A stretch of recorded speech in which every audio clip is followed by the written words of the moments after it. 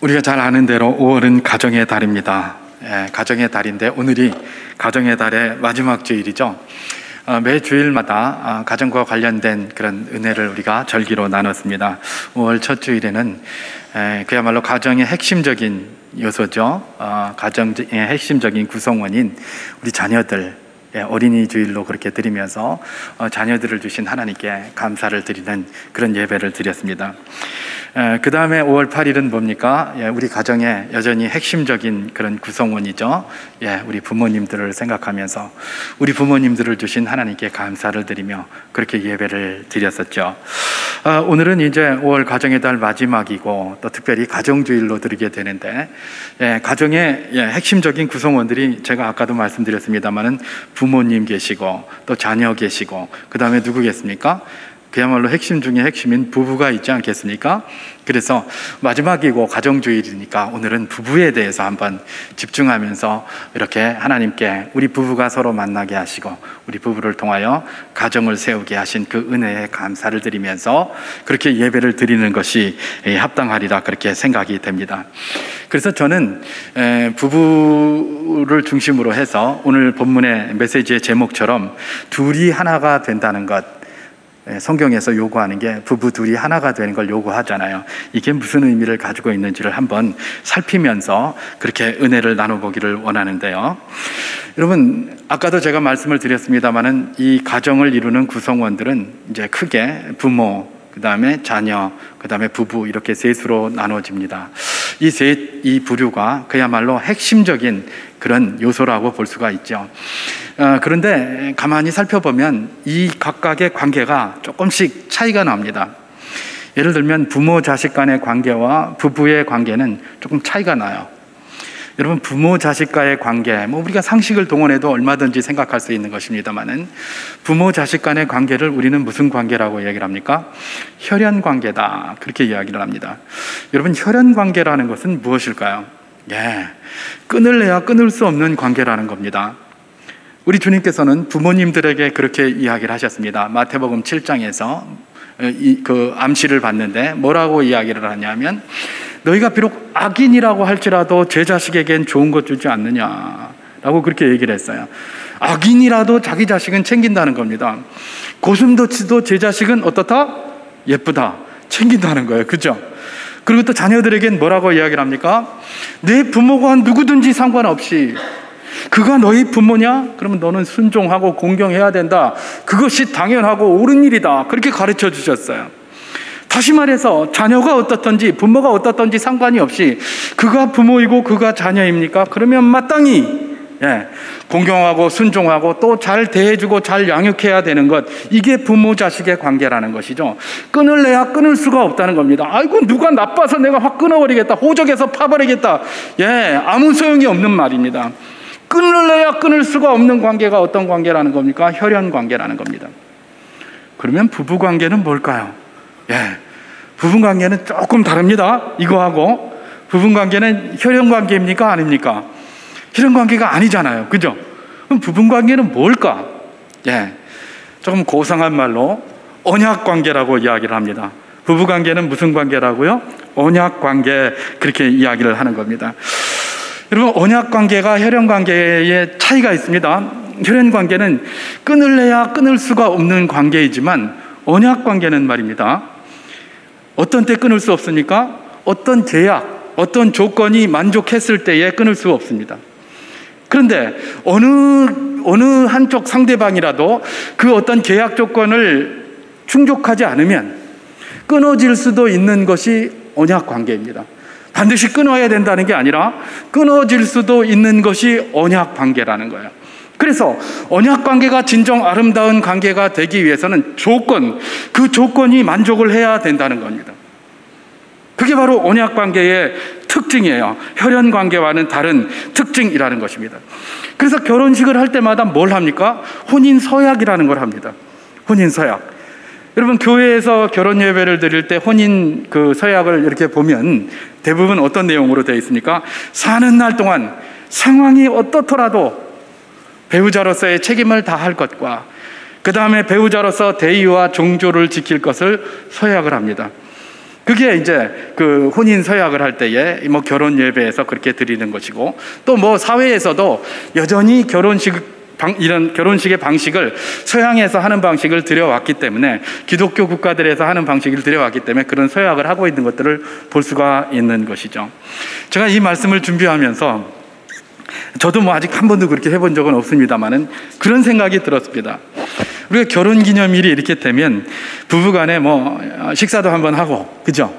또 이제 또 좀 더 나아가서 또 선물도 뭐 하나씩 이렇게 준비하고 이렇게 하지 않습니까? 그런 건 참 좋은 일인데, 이 결혼 기념일에 이 혼인 서약을 한 번씩 읽어보는 건 어떤가, 이런 생각이 갑자기 들더라고요. 저도 한 번도 안 해봤어요. 한 번도 안 해봐서 이제 한번 해봐야 되겠다. 왜냐하면 제가 결혼 예배를 집례하고 이렇게 할 때에 혼인 서약을 많이 합니다. 많이 하지만 우리 부인하고 저하고 한 번도 해본 적이 없어요, 그걸. 근데 부부간에는 무슨 관계라고요? 언약 관계잖아요, 그죠? 그럼 언약 관계가 날마다 계약이 제대로 지켜지고 있는가 이렇게 확인을 해봐야 되는데, 그런 확인을 한 번도 안 하는 것 같아요. 그렇죠? 여러분, 결혼할 때, 결혼식이 요새는 뭐 워낙 무슨 번개불에 코 먹듯이 해 먹으니까, 이 언약이 정말 중요한데, 그건 대충해요, 그냥. 그죠? 대충 그냥 하나의 무슨 요식행위 같이 넘어가는데, 사실은 그게 제일 중요한 거죠. 왜냐면 결혼은 뭐예요? 언약 관계예요. 그러니까 그 서약이 너무나 중요한 거예요. 그래서 서약, 그 언약이 제대로 안 지켜지고 있는지 날마다 확인을 해야 되는 것이죠. 날마다 하기는 그러니까 최소한 결혼 기념일에는 한 번씩 하는 게 어떤가, 밥만 먹는 게 아니라 그런 거 한번 하는 게 어떤가, 갑자기 그런 생각이 들었습니다. 그래서 제가 우리 교역자들에게 그러면 홈페이지에다가 우리 결혼 그 서약서 하나 이렇게 하나 올려놔라. 그러면 이제 성도님들이 혹시 필요한 분이 있으면 그런 거 가지고 한번 읽어볼 수 있도록 제가 그렇게 해서 하나 올려놓으라고 이렇게 했습니다. 여러분, 뭐 이렇게 그 결혼 기념일에 뭘 할까 이 고민 많이 하실 경우도 있을 텐데, 뭐 식사도 좋고 뭐 선물도 좋고 또 다른 것도 다 좋지만, 이제 한번 결혼 기념일이 오시면 부부끼리 그거 하나 출력해서 한번 같이 읽어봤으면 좋겠어요. 저도 이제 한번 할 겁니다, 이제. 그래가지고 한번 쭉 이렇게 그것들을 한번 진행해 보는 것. 왜냐하면 기본적으로 이 부부 관계는 언약 관계이기 때문에 그렇다라는 것들을 우리는 기억해야 되는 것입니다. 우리가 흔히 들어서 아는 것처럼 부부 관계는 둘이 하나이기 때문에 그야말로 혈연 관계보다도 더 끈끈하다, 이런 소리 참 많이 해요. 맞아요. 어떤 경우에? 둘이 하나일 경우에 혈연 관계보다도 더 끈끈해요. 그런데 그런 계약 조건을 만족하지 않으면, 그것은 둘이 하나 되지 않는다면 그것은 더 끈끈한 관계가 될 수가 없는 거예요. 그게 언약 관계예요. 부부가 결혼 서약에 있어서의 그런 조건들을 만족하지 않으면 그 관계는 지속되기도 어렵고 중간에 끊어져도 아무런 책임도 없는 그런 관계가 또한 이 부부 관계라는 것들을 보게 되는 것이죠. 그 조건이 만족될 때는 그야말로 혈연 관계보다도 더 긴밀하다고 할 수 있다. 그러나 그렇지 않으면 그 관계는 깨어질 수도 있다라는 것들을 우리는 늘 기억해야 되는 것입니다. 우리 주님께서 특별히 하나님 앞에서 언약하는 언약 관계의 특징으로 말씀해 주신 것이 있습니다. 모든 언약 관계는 상호간에 언약을 지킨다는 조건 하에서 반드시 그 언약을 지키고 그 언약에 묶여 있어야 하는 겁니다.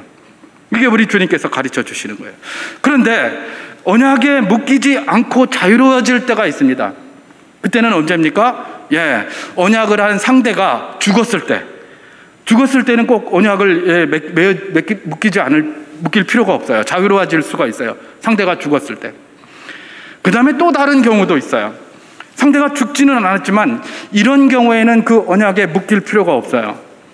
묶일 필요가 없다라는 것보다는 자유로워질 수가 있어요. 그게 뭐냐 하면, 우리 주님께서는 그 유일한 것으로 음행을 이야기를 하셨어요. 음행일 경우에는, 상대 배우자가 음행을 했을 경우에는 언약 관계에 묶일 필요는 없다. 그렇다고 해서 음행을 했으면 다 언약 관계를 파기하라, 그런 말은 아닙니다. 그런 말은 아니고, 그건 무슨 말이냐 하면, 이 언약 관계에 있는 부부들은 이 관계를 제대로 유지하지 못하면 하나님 앞에 범죄하는 겁니다. 그게 어떤 이유든지 간에 이 관계를 제대로 유지하지 못하면 이건 하나님 앞에 범죄예요. 왜냐하면 하나님이 짝지어 주신 것을 사람이 나누지 못할지니라라고 말씀하셨기 때문에 어떤 이유로든 이 관계를 제대로 유지하지 못하면 하나님 앞에 범죄하는 겁니다. 그런데 하나님께서 인간의 완악함으로 인하여 한 가지 조건을 이야기를 해주셨어요. 만약에 그가 음행을 했다면 내가 그걸 범죄로 인정하지 않겠다, 범죄라고 말하지 않겠다, 바로 그 이야기라는 겁니다. 그러니까 반드시 이걸 해버리는 것이 아니고 그런 사항을 우리가 마음에 가지고 있으면 된다는 겁니다. 이것은 하나님 앞에 범죄이지만 음행으로 인하여 이 관계가 파괴될 때는 뭐다? 하나님께서 범죄라고 생각하지 않겠다라는 게 그게 성경의 가르침입니다. 물론 요즘은 삶이 워낙 복잡 다단하기 때문에 다양한 부분의 그런 어떤 그 계약, 그 언약의 파기 사항들이 많이 나타납니다. 예를 들면 고린도전서 7장에도 보면 그런 내용들이 있어요. 이건 사도 바울이 분명히 거기서 이야기를 했습니다. 이거는 주께서 말씀하신 것이 아니고 내가 말하는 거다라고 하면서 그 말을 잘 유추해 보면, 예를 들면 이단에 속한 자들이라든지, 예를 들면 불신자들이라든지 이런 자들이 계약 파기를 요구하고 오면 해줄 수도 있다, 해준다고 하더라도 그것은 하나님 앞에 죄가 되지 않는다라고 그렇게 유추한 게 고린도전서 7장에 나와 있어요.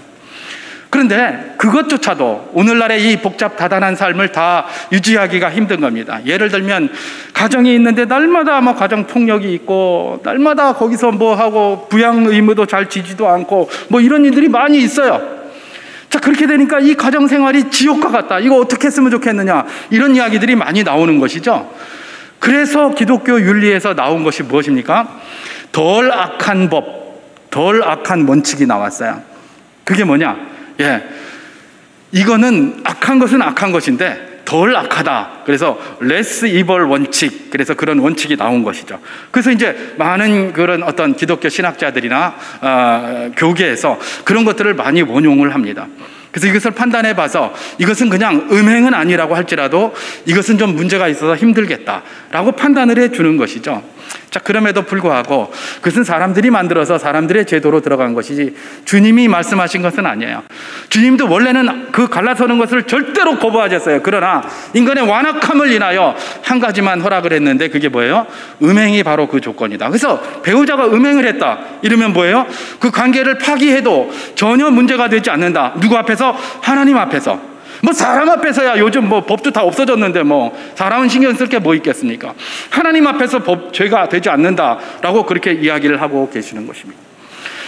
여러분, 부부관계가 이런 관계예요. 근데 사실은 이런 관계는 어디에서도 나타납니까? 우리 하나님과의 관계에서도 나타나요. 여러분, 우리가 성경을 보면 잘 알고 있습니다마는 하나님께서 제1계명, 10계명의 제1계명에서 뭐라고 말씀해 주셨습니까? 너는 나 외에는 다른 신들을 내게 두지 말지니라, 그렇게 말씀하셨어요. 나 외에는 다른 신들을 내게 두지 말지니라.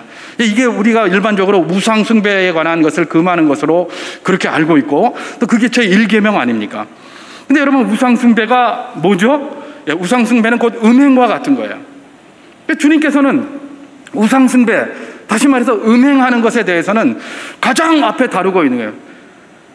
음행한 자, 우상 숭배한 자, 너희들은 내게 음행을 한 자니까 가만두지 않겠다. 그러면서 이스라엘이 이전에 우상 숭배를 하고 그럴 때 그렇게 심각하게 하나님께서 그들을 징치하시고 징계를 그렇게 언급을 하셨던 것이죠. 왜요? 우리 주님께서 우리의 신랑이 되시기 때문에 그래요. 혼인 관계로 들어가 있기 때문에 그래요. 아가서에 보면 우리와 주님과의 관계는 혼인 관계예요. 그렇기 때문에 그런 이야기를 하시는 것입니다. 음행이 그야말로 계약을 파기하는 굉장히 중요한 것이다라고 그렇게 이야기를 하고 있는 것이죠.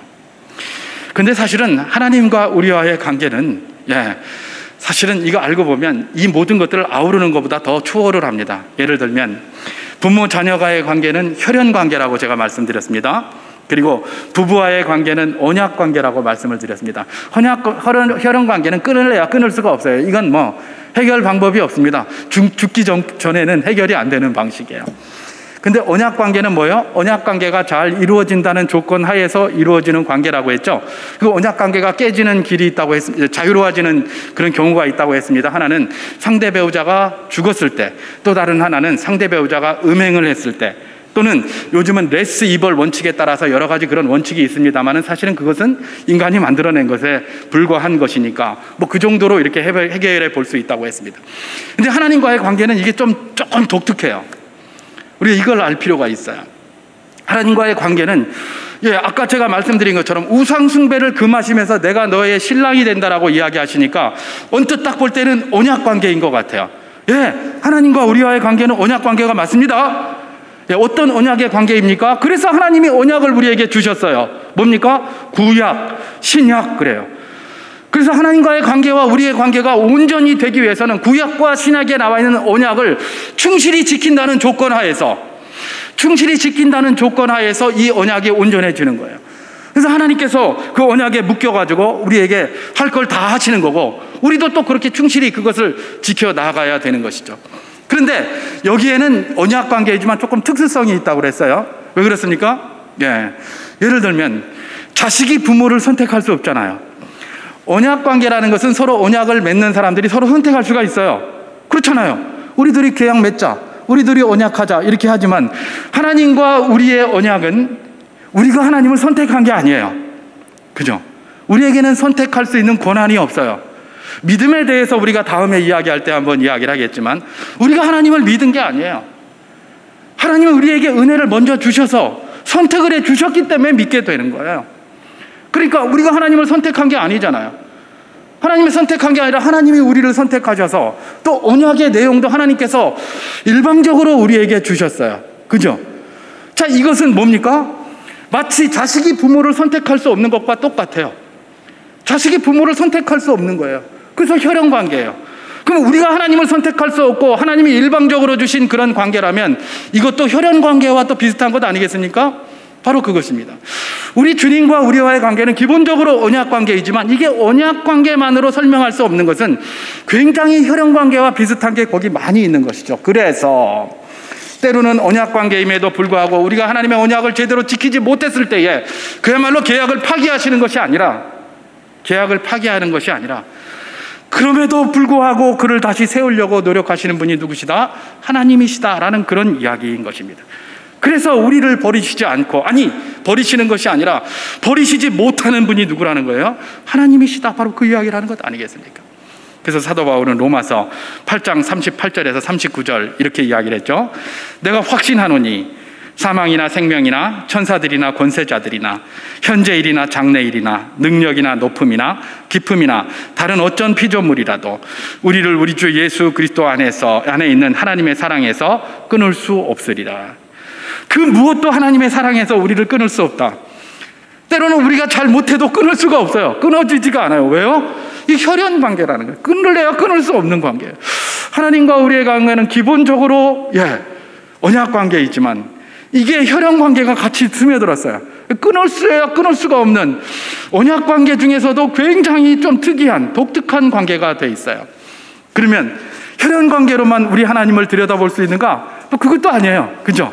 이미 언약 관계도 있지만은 혈연 관계, 예를 들면 마태복음 7장에서 뭐라고 얘기를 하셨죠? 우리 주님께서 아까 제가 인용을 했습니다마는 너희가 악한 자라도 좋은 것으로 자식에게 줄 알거든 하물며 하늘에 계신 너희 아버지께서 구하는 자에게 좋은 것으로 주시지 아니하겠느냐. 기도에 대해서 이야기하시면서 이 말씀을 하셨는데 악한 자, 일반적인 아버지도 자식들에겐 좋은 거를 준다. 심지어 악한 아버지도 자식에게는 좋은 걸 준다.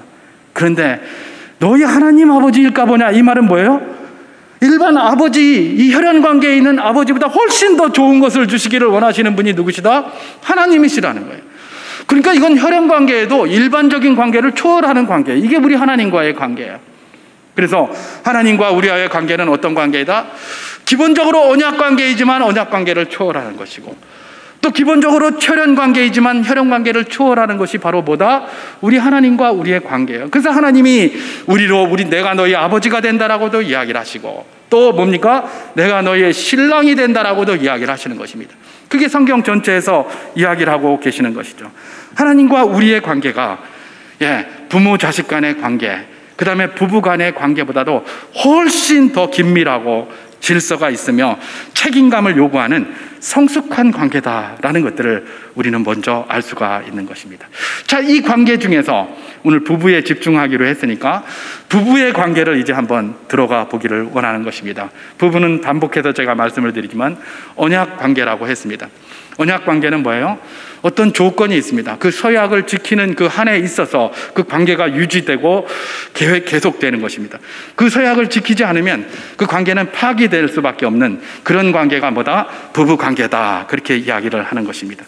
그리고 그 관계가 유지될 수 있는 그 조건을 뭐라고 얘기를 합니까? 성경에서는 둘이 하나 되는 거다. 뭐 이렇게 이야기를 하고 있는 것이죠. 둘이 하나가 된다. 그래서 5월 21일을 뭐라고 한다고요? 부부의 날이라고 한다고 하잖아요. 그죠? 예, 부부의 날. 뭐 우리는 제가 뭐 안 지키니까 다른 사람도 안 지키리라고 생각해서 그러는지는 모르겠는데 부부의 날을 그렇게 크게 강조는 하지 않습니다만은 지난 2007년도에 그게 법적으로 제정이 됐다고 하더라고요. 기독교 단체에서 주장을 하고 그래서 5월이 이제 가정의 달이고 그 중에 21일 둘이 하나 되는 날이다. 그래서 21일을 이제 부부의 날이다. 이렇게 설정을 했다고 하는데 뭐 기본적으로 이건 성경에서 나온 말을 그대로 인용을 한 것입니다. 그런데 사실은 세상 사람들 믿지 않는 사람들의 머릿속에도 그런 게 있어요. 기본적으로 제가 보니까 그런 것 같아요. 그래서 기본적으로 있기 때문에 둘이 하나 된다, 그건 이제 부부다라는 것들을 기본적으로 세상 사람들이 다 가지고 있어요. 그래서 제가 이걸 한번 찾아봤어요. 둘이 하나 된다는 의미를 뭐로 이해하고 있는가 한번 뚝 쳐봤더니 인터넷에 이렇게 쭉 서베이 하다 보니까 어떤 분이 그런 글을 써놨는데 이분은 제가 볼 때 크리스찬은 아닌 것 같았어요. 그런데 둘이 하나 된다는 걸 이렇게 정의하고 있더라고요. 너무나 정의를 잘했어요. 뭐라고 정의하고 있느냐? 둘이 하나가 된다는 것은 내 몸이 나의 몸이 되고 너희 마음이 내 마음이 되는 평범하지만 가장 위대한 일이다. 그렇게 얘기를 했어요. 예, 이 사람은 크리스찬은 아닌 것 같았어요. 근데 뭐라고 얘기를 한다고요? 둘이 하나가 된다는 것은 내 몸이 나의 몸이 되고 너의 마음이 나의 마음이 되는 평범하지만 가장 위대한 일이다. 예, 놀랍지 않습니까? 그죠? 예. 다시 말해서 내 몸이 나의 몸이 되고 육체적으로 하나 되는 거예요. 그 다음에 내 마음이 내 마음이 되는 정신적으로 하나 되는 거예요. 그죠? 이 두 가지가 겹쳐지는 게 바로 뭐다? 둘이 하나가 된다는 의미다라고 하면서 이것이 평범하지만 가장 위대한 일이다. 그렇게 이야기를 하고 있는 것이죠. 아주 바람직한 표현이고 그가 신자든 아니든 세상에서조차 이런 말을 굉장히 많이 합니다. 여러분, 육체적인 하나됨이 아니고 부부가 둘이 하나가 된다는 것은 정신적으로도 하나 되어야 된다는 말 세상에서도 굉장히 많이 하고 있죠. 예, 성경을 봐서 그 사람들이 그렇게 이야기를 할까요? 아닙니다. 이건 이미 성경 이전에도, 성경이 우리나라에 들어오기 이전에도 우리나라에도 이런 것들을 했었어요. 이런 생각들을. 그게 어디 나타납니까? 여러분, 춘향전 보세요. 춘향전에 보면 어떤 내용이 나타납니까? 예, 거기 뭐 변학도 말입니다. 변학도. 육체적으로 하나 되는 건 자기 힘으로 얼마든지 할 수 있었어요. 근데 육체적으로 하나만 된다고 이게 온전한 하나됨이 아니잖아요. 그러니까 성춘향의 마음을 얻기 위하여 온 방법을 다 쓰는데도 안 되잖아요. 성춘향의 마음은 누구에게 가 있습니까? 이 몽룡에게 가 있는 거예요. 그러니까 이건 힘으로도 안 되고 능으로도 안 되고 아무것도 안 돼요. 뭐가 하나 되는 겁니까? 육체와 마음이 하나가 되는, 그게 둘이 하나가 되는 거예요. 그게. 여러분, 세상에서도 이런 말을 예전부터 해왔어요. 문제는 뭡니까? 세상에서 말은 이렇게 하는데 실제적으로는 이렇게 안 하고 있다는 거예요. 이게 문제예요. 실제적으로 말은 이렇게 하면서 가르침은 전혀 다른 가르침으로 또 하고 있다는 이게 문제라는 겁니다. 여러분, 이게 무슨 말일까요? 요즘 정신과 육체가 하나 돼야 된다라고 하면서 뭐 신혼부부들이나 부부들에게 그런 강조를 많이 해요. 그러면서 뭐라고 얘기를 합니까? 우리가 부부가 하나 돼야 됩니다. 그러면서 절대로 각방 쓰지 말아야 하고 침대도 하나 써야 되고 뭐 어쩌고저쩌고 그런 얘기 막 합니다. 그러면서 또 무슨 이야기를 합니까? 상대 배우자의 생각이나 마음이 차이가 있을 수 있는데 그 차이를 인정해주고 존중해줘야 됩니다. 뭐 그런 얘기를 해요. 여러분, 어떻습니까? 굉장히 멋지잖아요. 상대방과 마음의 생각이 차이가 있는데 그 차이를 인정하고 존중해줘라. 멋지잖아요. 그죠? 이거보다 더 멋진 말이 어디 있어요? 오늘날 이 시대에 평등과 공평을 강조하는 이 시대에 그것보다 더 멋있는 말이 없어요. 근데 여러분, 생각과 마음의 차이가 다른데 그거 인정하고 살면 평생 정신적으로 하나가 될 수 있습니까? 없습니까? 평생 하나 될 수 있습니까? 없습니까? 없습니다. 침대는 같이 사는데 생각은 딴 생각하고 앉았는데요. 동상이몽인데요. 그게 어떻게 정신적으로 하나 됐다고 보겠습니까? 정신적으로 하나 돼야 된다라고 이야기를 하면서 그런 걸 가르치고 있고, 그걸 들으면 맞다 이러고 앉았고 그거 주장하고 있는 거예요. 제가 이 앞에 결혼 예배 때 이 이야기를 잠깐 했었습니다. 우리 그 결혼하시는 두 분에게. 아마 그때 막 시끄러워서 다른 분들은 못 들으셨을지 모르겠는데, 그래서 그렇게 하는 거예요. 아니, 금방 같이 마음이 같아져야 되고 정신도 하나 돼야 된다고 가르치기는 그렇게 열심히 말을 하면서 실제적으로 구체적으로 해봐라 그랬더니 서로의 상대의 차이를 인정하라? 그 무슨 말인지, 그죠? 여러분, 세상의 가르침이 이래요. 그러니까 정확히 들여다보지 않으면 굉장히 판판이 실수할 수밖에 없는 거예요.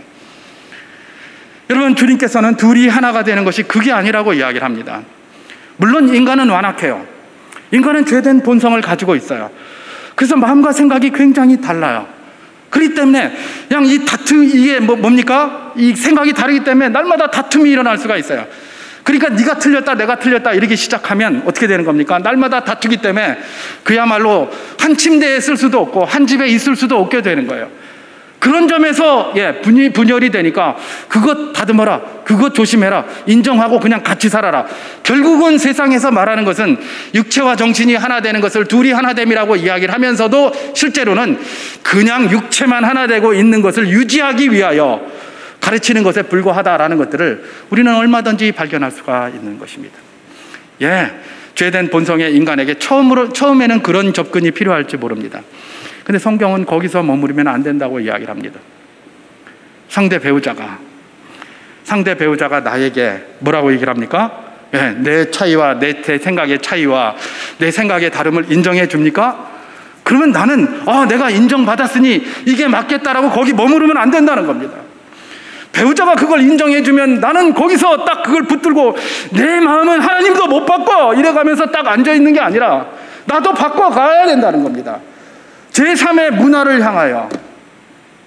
여러분, 오늘 본문 31절이 바로 그것을 이야기해 주고 있습니다. 제가 다시 봉독해 보도록 하겠습니다. 그러므로 사람이 부모를 떠나 그 아내와 합하여 그 둘이 한 육체가 될지니, 그렇게 이야기를 합니다. 이것은 창세기 2장 24절 말씀을 그대로 인용한 것인데, 창세기 2장 24절은 이렇게 되어 있습니다. 이러므로 남자가 부모를 떠나 그의 아내와 합하여 둘이 한 몸을 이룰지로다. 둘이 한 몸을 이루는 것은 분명 정신과 육체가 하나가 되는 것을 이야기를 한다고 했었습니다. 그걸 이루어 가라는 거예요. 이걸 한 번에 이루어 가라는 말은 한 번에 이루어진다는 겁니까? 그게 아니라 주님이 부르시는 그날까지 끊임없이 그걸 이루어 간다는 거예요. 그러니까 지금 당장 그게 안 이루어졌다고 하더라도 우리는 그것 때문에 좌절할 필요는 없는 거예요. 이제 이런 말씀을 듣고 그렇게 이루어 가려고 몸부림치며 거기로 걸어가면 되는 거예요. 그게 바로 우리가 할 일 아닙니까? 그래서 하나님의 말씀을 듣는 것 아니겠습니까? 자, 그런데 이 말씀에서 강조하는 것이 무엇입니까? 사람이 부모를 떠나라는 것입니다. 부모를 떠나. 여러분, 이 부모를 떠난다는 것이 무엇일까요? 집을 분가하라 그런 말입니까? 그것도 그렇게 생각할 수도 있겠죠. 다양한 생각이 가능할 것입니다. 그러나 저는 이 부모를 떠나라는 말을 이렇게 이해합니다. 익숙한 것을 떠나라는 것으로 이해합니다. 익숙한 것을 떠나. 우리가 부모님 밑에서 살면서 지난 몇십 년간 살아온 것은 다 익숙해 있습니다. 나의 마음과 생각을 사로잡고 있는 거예요. 그게 익숙해져 있어요. 그걸 떠나라는 거예요. 그것이 남편이든 그것이 아내든 부부는 다 뭐를 떠나야 됩니까? 부모를 떠나야 돼요. 다시 말해서 부모님과 멀어지라는 말이 아니에요. 익숙한 것을 떠나라는 겁니다. 내게 익숙했던 것들을 다 떠나야 된다는 겁니다. 그러면서 뭐예요? 둘이 한 몸을 이루어 가야 되는 거예요. 그 둘이 한 몸을 이루어 가려면 뭐예요? 제3의 뭐가 필요하다는 겁니다. 제3의 목표가 있어야 된다는 겁니다. 그 제3의 것들을 향해서 익숙한 것을 떠나서 여기를 좀 불편하더라도 여기로 나아가야 된다는 겁니다. 상대 배우자가 인정해 주니까 그냥 그대로 가지고 있겠어, 이게 아닌다는 겁니다. 그걸 떠나야 된다는 겁니다. 거기서 인정해 주면 감사하게 그걸 받고 나는 여기서 몸부림치면서 그걸 떠나야 되는 거예요. 배우자가 전부다 말입니다. 상호간의 말입니다. 어디까지요? 둘이 하나를 이루는 제3의 문화, 제3의 목표를 향해서 떠나가야 되는 것이죠. 그럼 그 제3의 목표는 무엇일까요? 그것을 바로 영적인 하나됨이라고 제가 아까 말씀을 드렸는데 바로 그것입니다. 우리 주 예수 그리스도가 주인 되시는 것, 그게 바로 제3의 문화입니다. 우리 가정의 모토가 예수 그리스도가 주인이 돼야 되는 거예요. 그러면 돼요. 거기를 향해서 나가는 거예요. 내가 익숙하던 것들을 내려놓고 예수가 주인 되는 것으로 나아가는 거예요, 남편이. 또 내가 익숙하던 것들을 내려놓고 예수가 주인 되는 것으로 나아가야 되는 거예요, 아내가. 그렇게 될 때 비로소 둘이 하나가 되는 거예요. 그렇게 될 때 이게 하나가 돼서 그야말로 견고하고 그야말로 어떤 혈연 관계보다도 더 끈끈하고 더 가까운 관계로 그렇게 세워지는 것이죠. 그렇지 않으면 네 거 인정할 거 다 인정하고 이러고 같이 살면 그건 뭐예요? 동상이몽이죠. 같이 그냥 잠 같이 자고 밥 같이 먹고 생활 같이 하는 것이지, 그게 정신이 하나 됐다고 절대 볼 수가 없는 것이라는 것. 그것이 우리 삶이 잘 증명해주고 경험을 늘 하게 만드는 것 아니겠습니까? 바로 그것입니다. 여러분, 그리스도인들, 다른 누구는 몰라도 우리 그리스도인들은 예수 그리스도를 가정의 주인으로 삼는 문화를 계속해서 창출해 나가야 됩니다. 예수 그리스도를 가정의 중심에 삼는 문화라는 게 뭘까 그러면, 주인이 누굽니까? 종은 주인이 하라는 대로 하는 겁니다. 주인의 말이 뭔지를 잘 봐야 되고 주인의 뜻을 물어야 되는 겁니다. 날마다 말씀 앞에 서고요, 또 기도해야 되는 거예요. 이게 빠지면 안 돼요. 여러분, 부부간에 다투다 보면 기도도 안 되고 말씀도 안 읽어지고 막 그래요. 그럴 때는 막 화를 막 낼 수도 있을지 모르겠어요. 그런데 잠깐 시간이 지납니까? 빨리 냉정을 되찾고 해가 지기 전에 하나님 말씀 붙들기가 원활하지 않으면 무릎 꿇고 기도라도 해야 되는 겁니다. 내 거 고집 붙들고 막 끝까지 그냥 고집 세우는 게 아니라, 그렇게 하면서 싸우더라도 하나님 앞에 문의하고 하나님을 의지하고, 그렇게 하면서 이것을 해결해 나가. 이게 바로 뭐예요? 이건 남편도 그렇고 아내도 그렇고 부부가 모두 그런 겁니다. 그런 걸 약속을 하고 그것을 서약을 하고 그것을 갖다가 공표하고 그렇게 살아가는 것입니다. 그래야 이 문제가 해결이 되는 것 아니겠습니까? 그렇지 않으면 무슨 방법으로 이게 이 본성, 죄된 본성 속에 살아가는 우리가 그 문제를 해결할 수 있다는 말입니까? 주님께서는 예수가 주인 되는 모든 것을 이루어 가라고 이야기를 하십니다. 이런 점에서 가정에 문제가 생기면 그걸 갖다가 어떤 상담자, 일반 상담 이런 데 가서 하기도 하고 네이버 이런 데 묻기도 하고 무슨 이런 데 막 묻기도 하더라고요. 여러분, 그런 거 하지 마십시오. 조금은 도움이 될지 모르지만 그 사람들은 전제가 달라요. 전제가 다르기 때문에 그런 것에 답 주는 게 그게 옳은 답이 아닐 가능성이 굉장히 높습니다. 참고는 할 수 있어요. 굉장히 높은 것이죠. 왜냐하면 그래 우리 이것 때문에 갈등이 있다 그러면 상대를 인정해줘라, 이런 답을 몇 개 줄 수밖에 없어요. 그죠? 그럼 그게 하나 된 겁니까?